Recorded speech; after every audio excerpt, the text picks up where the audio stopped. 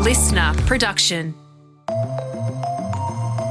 Hey, Bension Siebert here with the briefing. In a monumental victory today, News UK have admitted that The Sun, the flagship title for Rupert Murdoch's UK media empire, has indeed engaged in illegal practices. This week, Prince Harry settled his long-running court case against the Murdoch press over the phone hacking scandal. While it came with a truckload of cash we've seen wheeled out to those who've already successfully sued Rupert Murdoch's news group newspapers over this saga, the Duke of Sussex got something very few people have ever received from the media tycoon's empire: an apology. Today's result has been achieved only through the sheer resilience of Prince Harry and Tom Watson. It has only been by taking News Group not just to the steps of court, but inside the courtroom itself, that these claimants have finally managed to extract this historic admission of guilt. Along with the settlement, NGN offered a written apology to the Royal, admitting to, quote, serious intrusion, unlawful activities, and the misuse of private information by journalists. NGN also admitted in the apology to seriously intruding on the life of Harry's mum, Princess Diana, while she was still alive. So just how big a deal is it to see the Murdoch press apologise? What will the impact be of this settlement? And what does it mean for the media here in Australia? Paul Barry is a journalist, former host of the ABC's Media Watch, and author of Breaking News: Sex, Lies and the Murdoch Succession. Paul, welcome to the briefing. This settlement has been a very long time coming. How did we get here? Well, it all goes back to the 1990s, I guess, when they were actually hacking phones. That's when it started. It really goes back to 2006 when Prince Harry a story was printed about Prince Harry in the News of the World. And the palace looked at it and thought, this story isn't known to anybody. And the only way it could have come out there is for someone to have tapped Prince Harry's mobile phone or mobile phone of his girlfriend. And they complained to the police. The police investigated. The police then raided the offices and charged a private investigator who was employed by the News of the World and the royal correspondent called Clive Goodman, the private eye was called Glenn Mulcair. Those guys were then jailed, found guilty and jailed. And following that, there was a long investigation by a particular journalist in Britain, and he dug up more and more, and News Corp denied it again and again and again and again, and eventually it all blew apart in around about 2011. And since then, there have been 1,300 settlements of phone hacking victims of News of the World and The Sun.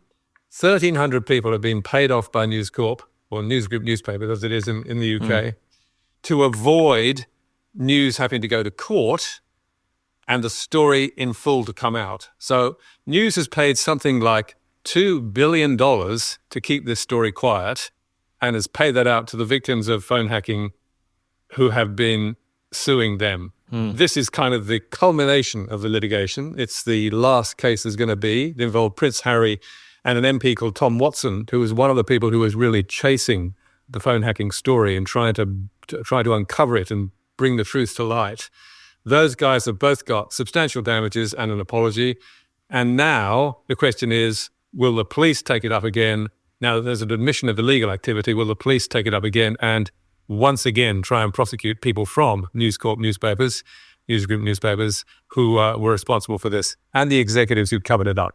How rare is it to hear the Murdoch media say sorry? It's very rare. And in this case, it is the first time that News Corp has admitted liability for The Sun, has accepted that The Sun newspaper in Britain was also doing this. We've known about the News of the World, which was the Sunday newspaper. That got closed down back in 2011 when the whole scandal blew. And up to that point, News Corp had been saying it was just one rogue reporter who'd done this stuff. It then became, it was just one rogue newspaper. now we're being told it's not just, well, as we knew, in fact, it's not just one rogue newspaper. It's the whole way in which the Murdoch tabloids did business in Britain for years and years and years. They hacked people's phones. They put private investigators onto them to what's called blag information, which is con it out of public databases when they're not supposed to have it. So these private investigators would ring up and pretend to be the people who are seeking access to information.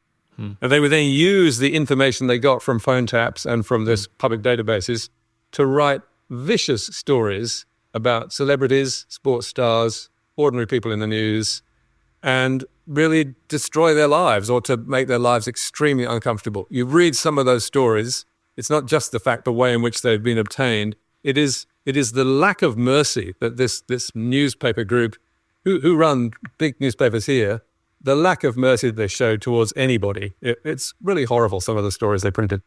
Obviously, both the methods and the outcomes, as you've described them, were very extreme. Why is it that they went to those lengths? What is it about the tabloid media culture in Britain that allowed them to think that was a good idea? Well, I think the culture was whatever it takes. And in Britain, tabloid newspapers are incredibly competitive. The market is very competitive. And so there's 4 or 5 or 6 newspapers all swimming in the same pool, chasing the same stories. And if you can get an advance on your, a lead on your competitors, then you sell newspapers and they don't.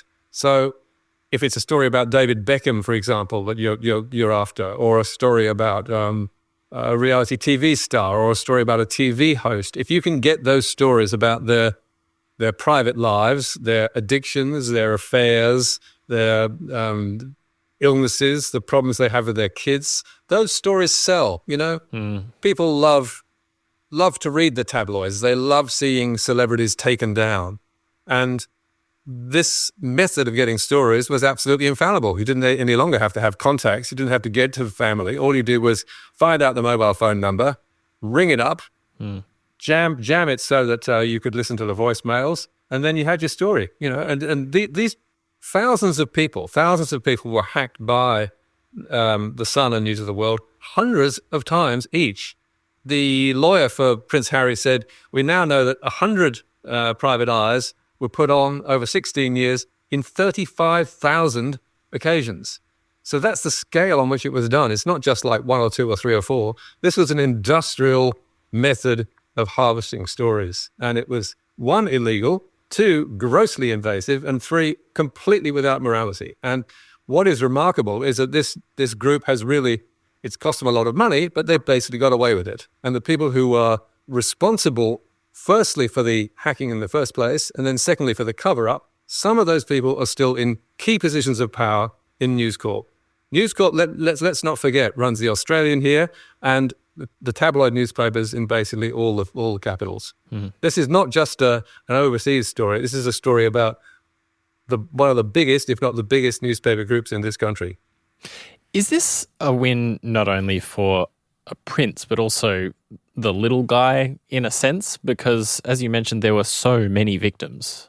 Look, I think it's a defeat in a way. It's a defeat in the we still don't really know what happened. We still don't have the full story because News Corp was paid to keep it out of court. And I think it's a defeat in that this massively powerful newspaper group, or media group, which also owns Fox News and Sky News here, which has done something really quite despicable on a massive scale, still gets to have power, still has massive power in Britain, where Rupert Murdoch still goes in the back door at Downing Street to have regular meetings with the Prime Minister. They've got similar power in the United States, where Murdoch and Trump are close, or where Fox News has backed Trump. So you've got a media group that has really not suffered in any way, in any tangible way, apart from a couple of $1 billion. And, a couple of $1 billion is not a lot of money to the Murdochs. They sold the film studios to Disney for, I think, $70 billion US, something like that. So we're talking about really quite small amounts of money, even though they seem a lot to us. So none of this really has actually touched the sides in terms of bringing this group to some sort of justice. What about the reputation of the Murdoch media, but also the media in general? Because, as you mentioned, this is not just something happening overseas. Rupert Murdoch owns the vast majority of the newspapers in this country.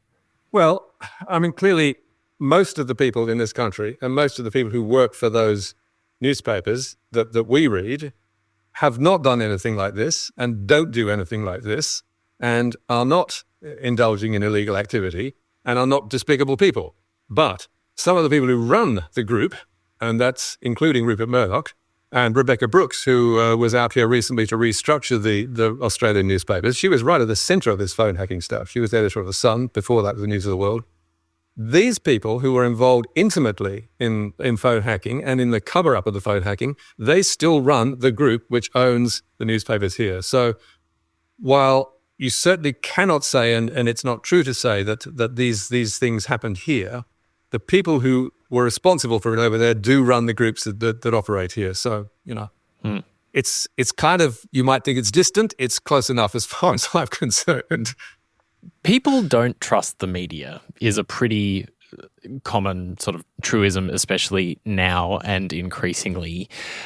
Can you, as someone who is on Media Watch for a long time, a veteran reporter, give us a little bit of a behind the curtain as to how people get stories legitimately in a way that doesn't require you to, hack someone's phone? When people read something like sources say, I think that kind of thing makes people suspicious about what the whole process is behind in the background. What is it? Well, journalism is difficult. I mean, good journalism is difficult. Often the stories that are most interesting and most deserving of being told are stories that people don't want to be told. I mean, that's why they're good, because you're getting the truth finally about something that you want to know about. How do you get that to happen? Well, sometimes there's whistleblowers. Sometimes there are people who are disaffected and who have an axe to grind. You have to be very careful about telling their stories, but they're often quite useful sources. Sometimes it's by luck. You just hear something or you have an idea and you go chasing it. Sometimes, a lot of what you see in the newspapers is put out by press releases. And so more and more you get that. You get what's told in the media is what people who own products or make products or people who are pushing, public relations, they're the stories that you see in the papers because the other ones are quite difficult to get. But good journalism is possible. And there are people out there who will tell you if you know where to look and if you dig for long enough. There's some very great journalists in this country like, Nick McKenzie and Kenneth McClymont and Adele Ferguson, many more who get stories by having good contacts and doing hard work. So you shouldn't write off all journalism, but certainly there is some grubby stuff that goes on out there as well. When people hear a story like this and they see journalists doing really awful and illegal things on top of the collapse in trust and also revenue for media organisations around the world, how do you think it is that journalists can start to rebuild that trust? Because many people are now getting their news from influencers on social media. I think it's difficult, but I think the ways... I think Channel 9, for example, has, to a substantial extent, improved its performance and image. And I don't know whether its trust figures are any better, but I think it is much more deserving of trust than it used to be. I think Channel 9 used to be a fairly tabloid, not a terrific outfit, but I think since it's combined the Sydney Morning Herald and the Age, so the newspapers with the TV, I think it's become a much more, in some ways, a much better outfit than it used to be. In terms of News Corp, well, I think News Corp could increase the trust by not pursuing so many obvious ideological stories. So, the Australian in particular is forever denying science and putting stories out about that are really so clearly one-sided. So I think good journalism is possible. I think it's up to the journalists themselves, but it's also up to the proprietors, the people who run these media and outfits, to be more responsible. We all know what good journalism is and what bad journalism is. It's just a matter of pressing the right buttons, I think. Do you think that this result with Prince Harry and the phone hacking and the apology and the settlement means that it will be less likely for organisations considering doing that kind of dirty work to do such a thing? I'd very much doubt that people are into phone hacking on a massive scale any longer. And certainly it's been very expensive, for News Corp, and it's in reputational terms, it's been bad for them. And it's taken, 15 years of litigation for them to fight. So in some ways it has been a big thing for them.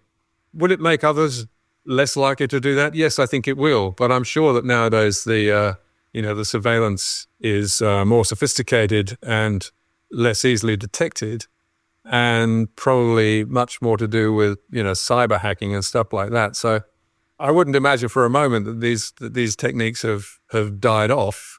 I think they've been modernized. But I don't think what you'll ever see is this sort of industrial scale harvesting of information like we had with News Corp. And it wasn't just News Corp, let's face it. The Mirror Group newspapers were at the same sort of tricks, and the Mail, the Daily Mail, was also to a lesser degree. So it was, the British tabloids in general were doing it, but I'm pretty sure that it was News Corp where it started, and it's certainly where it flourished, much more than any other place. Well, Paul Barry, thanks so much for joining us on The Briefing. It's a pleasure. Thank you very much. Journalist Paul Barry there. Thanks for listening to this episode of The Briefing. That's it for now. If you liked this ep, why not share it with someone you think might enjoy it too? It's a big help for the show. Please and thank you. We'll be back tomorrow with the Weekend Briefing, and on tomorrow's ep, Antoinette Lattouf is joined by Vanessa Turnbull-Roberts, proud Bundjalung Widable Wyable lawyer, human rights advocate, and the first ACT Commissioner for First Nations Children.